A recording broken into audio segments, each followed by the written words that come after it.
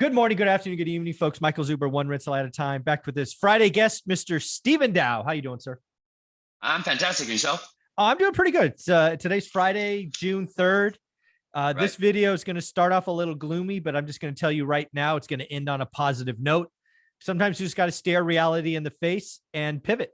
But before we do that, give us our marketing spiel so we both don't get in trouble. He remembered. Okay. So again, although I've worked very happily for Velocity Mortgage Capital, all the ideas and topics discussed on this channel are that of my own. So let's get it going. By the way, I was wondering what happened to the tropical motif because or theme, I should say, because we're in summertime. Now we got turtleneck action. Dude, are you in like a bunker somewhere? What's going on? It's cold. It's like 60 degrees here today. It's cold. So I had to put on a turtleneck. But I got shorts on, but nobody can tell. Shorts and flip-flops. So, anyways, what I want to talk about here is just the reality of where we're at. And I don't know. Sometimes I'm just wired differently. One of the things you get by looking at real estate for this long is I actually see negative news, negative headlines as good news. Because my number one competitor, my number one competitor is the consumer, right? The home buyer. And I know after following the consumer now for 3 decades, right? Ever since getting my econ degree from Santa Clara University, go Broncos.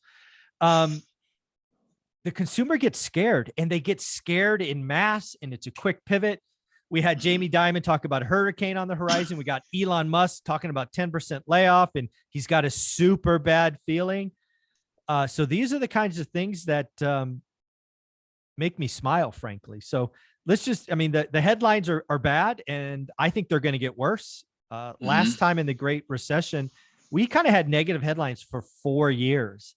And, I think we could be set up for a couple of years, at least, of negative headlines. But what are you seeing? You're out in Texas. I'm in California. What's going on? Texas, at least in my immediate market, I haven't really seen too much of a slowdown. I have seen a lot of listings do as far as coming up, recently. So that's interesting as well. So it's that whole FOMO thing, I believe, because in the last like 2 years plus, if you bought something here, your equity's gone up like tremendously. So I'm assuming that's the case because now past 2 years, there's less or no capital gains, I would assume, to some degree or less. And so. But yeah, other than that, I believe what you're saying as far as, the signs that we're heading in a direction to where these last couple episodes, the opportunity is abound because I love this channel providing information that prepare people to see what's possibly coming to kind of get themselves in position to really take advantage of this. Because I've been through it as well.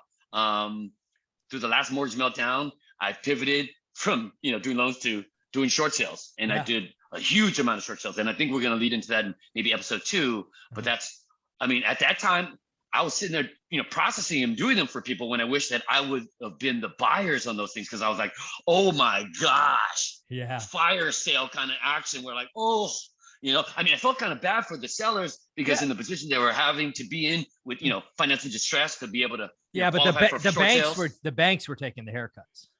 Oh, right. Oh, well, we were texting. You went on mute, buddy. You know what I mean? Yeah. Oh, there he is. You're back. You went on mute for 1 second. So it's pretty interesting. And again, as somebody who follows the consumer, they're 8% of the economy. They can move the needle. They can cause a recession. Let's be very clear. You're on mute again, by the way. Oh, there he is. He's back. So again, what's very interesting about what's coming is I think the media is going to bombard consumers with negative information. And let's not forget, we still have 3.6% unemployment. We've got 5% wage inflation, but we also have $8 gas in LA and just a lot of bad stuff. And again, I think what that's going to mean is the real estate market's going to crash for transactions, and that's going to create massive opportunities for investors. I've been saying for the last 30 days, I've changed how I'm buying. I challenge all of my students to change, but dude, it all starts with your buy box, right? We did that hour session last Saturday or the Saturday before, and you just got to do the work, right? I do not want anybody who follows this channel to sit on their couch in a ball. You make your wealth. You buy great assets on sale in a crisis. I'm not telling you to catch a falling knife. I'm telling you to do the damn work, because if half your competition is left, you should be excited. Right. Right. So what are you hearing? I mean, you're mainly, I guess you're entirely investor driven, right? You don't do owner occ stuff. So No, not whatsoever. What are investors telling you, whether they're one rental at a time or all your other business? Are they excited? Are they nervous? What are investors saying?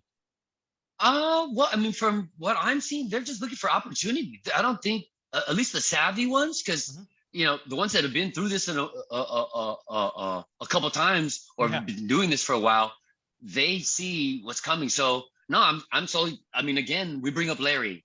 Shout out to Larry. He loves it. He emailed me. He was like, "Oh wow," because he follows one winner all the time, quite often. But Larry's like, "Oh my god, I feel so famous," But, Go Larry. Larry kind of a perfect example. Just took a shot at this property and came in 50,000 under list price, which in that really hot market at that time was like, wait a minute, whoa, So the tide has changed, and so now you really just have to do the work, and so you'll be able to have the meaningful conversations and know how to present the case to be, set up for that 50, 40, 10, or however, possibility of, the addition of seller financing and regular financing. So any kind of combination, it just gives people more tools to use in this market. But no, it is truly exciting because, again, with the whole short sale side of it, when I was, preparing those things, wow, those guys, and this is back in 2010, 11, like 9. So from then, if those people had bought, again, in those short sales, kept all of those until now, to some degree, either sold or refinanced. Oh my goodness. Yeah. I mean, no kidding. Doubled probably. Yeah. So the thing I love about investors is, this is what I think, and I hope most investors believe this. I'm not really interest rate sensitive. I don't care if my cost of capital is 6, 8, or 10. Because the cost of capital is just one variable on my spreadsheet, and I only write great offers. So if my cost of capital is 10%, my offer is lower. If my cost of capital is 8, it's slightly higher. To me, it's just a math formula. And I know the seller can say no, just like Larry, right? I don't remember the numbers, but I'll just make it up. He sees a 650, he writes at 600.